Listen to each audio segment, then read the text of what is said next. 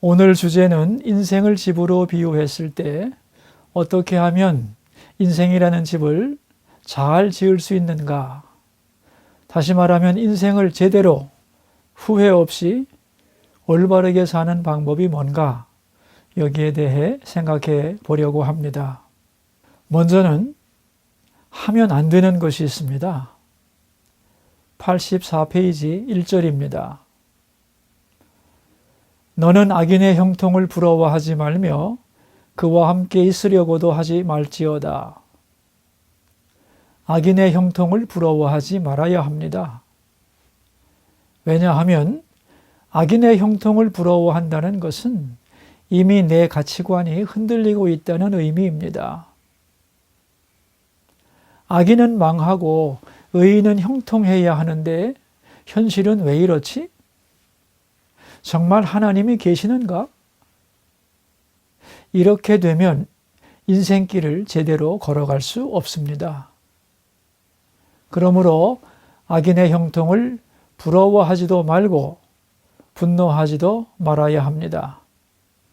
왜냐하면 분노하다가 나중에는 부러워하게 되거든요. 신앙적으로 보면 악인의 형통은 심판입니다. 잘 되고 있는데 그 악인이 회개하고 돌아오겠습니까? 그 길로 계속 나갈 것입니다. 그러다가 망할 것입니다. 악인이 형통하지 않아야 악인도 깨닫고 조심하고 회개하고 돌아올 텐데, 그러므로 잘 되지 않는 것이 사실은 복입니다. 그런데 사람들은 눈에 보이는 악인의 잠깐의 형통을 보면서 마음을 빼앗기는데 그러면 안 된다는 것입니다. 반대로 간절히 바라고 추구해야 할 것이 있습니다. 86페이지입니다. 집은 지혜로 말미암아 건축되고 명철로 말미암아 견고하게 되며 또 방들은 지식으로 말미암아 각종 귀하고 아름다운 보배로 채우게 되느니라. 인생의 집을 짓는 과정이 나옵니다. 지혜로 집을 짓고 명철로 그 집을 견고하게 하고 지식으로 방들을 꾸민다는 것입니다. 살아가면서 필요한 것이 많지만 가장 필요한 것은 지식과 명철과 지혜라는 말입니다. 먼저 지식이란 무엇일까요? 내가 지금까지 배우고 깨닫고 알게 된 것, 이것을 모으면 지식이 됩니다. 그러므로 지식은 과거에 속한 것입니다. 지식은 좋은 것이고 꼭 배워야 합니다. 그러나 지식만 가지고는 안 됩니다. 왜냐하면 지식은 방을 꾸밀 수 있는 것, 다시 말하면 전체가 아니라 일부이기 때문입니다. 지식보다 더 소중한 것이 있는데 그것이 명철입니다. 명철은 현재를 위한 것입니다. 과거의 지식을 사용하여 현재를 살아가는 기술이 명철입니다. 내가 지금 무엇을 어떻게 할 것인가?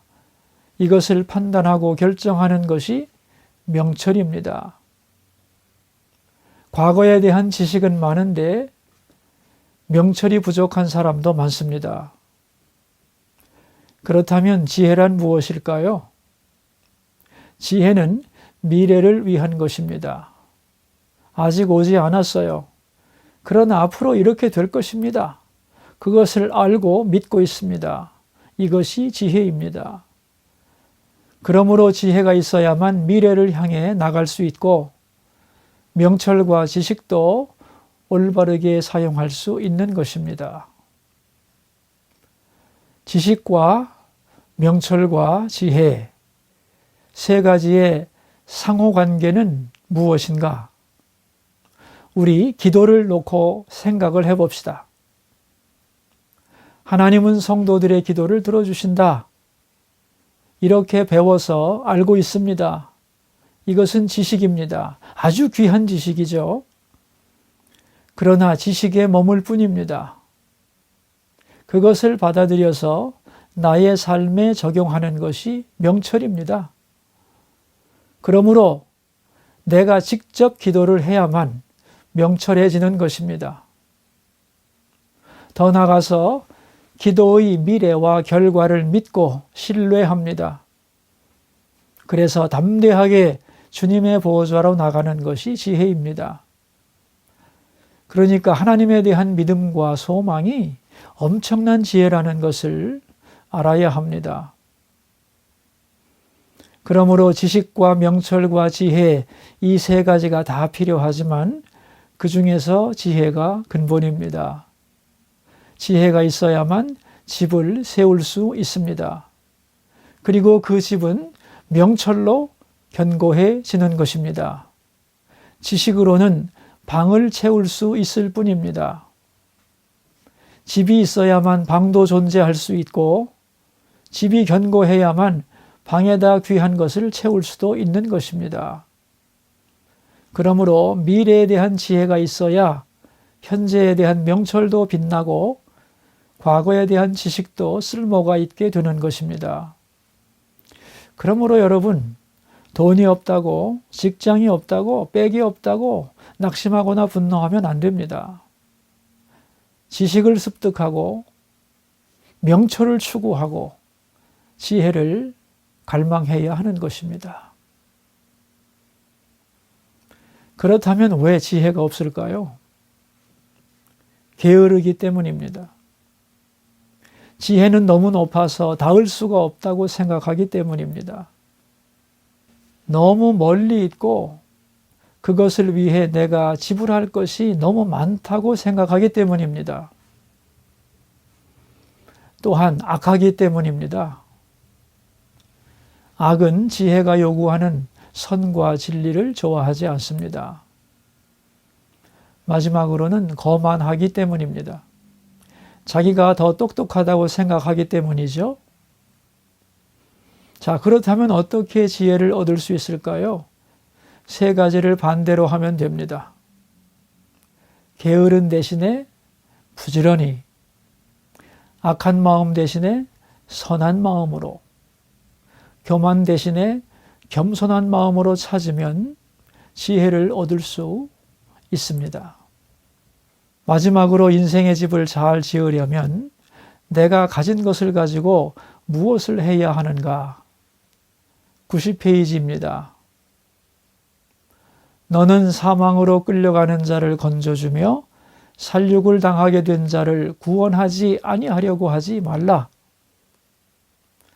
성공의 목적이 무엇인가 하면 선한 일을 위해서, 약한 사람들을 위해서 그들을 돕고 섬기라는 것입니다.